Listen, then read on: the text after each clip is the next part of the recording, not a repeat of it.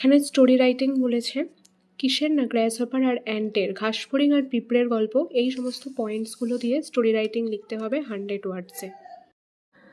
Story writing the grasshopper and the ant, এটা হচ্ছে ঘাসফড়িং এবং পিঁপড়ের গল্প। Once upon a time there lived a grasshopper and an ant in a beautiful green grassy meadow. কোনো এক সময় বা একদা সেখানে বসবাস করত একটা ঘাসফড়িং এবং একটি পিঁপড়ে একটা সুন্দর সবুজ ঘাসময় তৃণভূমিতে। The grasshopper was very happy and merry making, ঘাসফড়িংটা খুব হাসি খুশি থাকতো, আনন্দে থাকতো। Throughout the summer he enjoys the beauty of nature, sunrise and sing songs joyfully.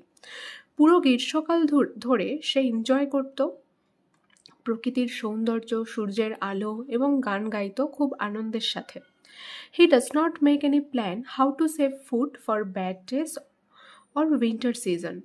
ঘাসফড়িং কোনো পরিকল্পনাই করতো না, কোনো প্ল্যানই করতো না যে সে কীভাবে তার খাবারগুলো সঞ্চয় করে রাখবে খারাপ দিনের জন্য বা শীতকালের জন্য। But the ant was very hardworking and serious for saving his foods for the winter season.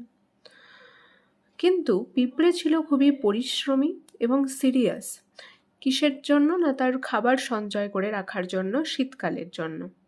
When the grasshopper asked the ant, যখন ঘাসফড়িং পিঁপড়েকে জিজ্ঞাসা করে, Why are you working so hard? Take some rest and enjoy the nature. যখন ঘাসফড়িং পিঁপড়েকে জিজ্ঞাসা করে যে কেন তুমি এত কঠোর পরিশ্রম করছো, একটু বিশ্রাম নাও, প্রকৃতিকে এনজয় করো। Then the ant told the grasshopper, I'm working hard to save foods for the bad days. I think you should also do hard work to save foods for yourself for the winter season. তখন পিঁপড়েটা ঘাসফড়িংকে উত্তর দেয় যে আমি কঠোর পরিশ্রম করছি খারাপ দিনের জন্য খাবার সঞ্চয় করে রাখবো বলে। আমার মনে হয় যে তোমারও উচিত কঠোর পরিশ্রম করা, নিজের জন্য তোমার নিজের জন্য খাবার সঞ্চয় করে রাখা শীতকালের জন্য। But the গ্রাসহপার rejected the ants good suggestion. কিন্তু ঘাসফড়িং কী করে, রিজেক্ট করে দেয় ওই পিঁপড়ের ভালো প্রস্তাবটিকে।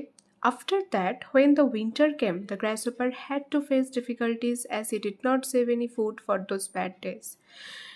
এরপরে যখন শীতকাল আসে তখন ঘাসফড়িংকে সমস্যার সম্মুখীন হতে হয়, যেহেতু সে কোনো খাবার সঞ্চয় করে রাখেনি আগে এই সমস্ত খারাপ দিনগুলোর জন্য।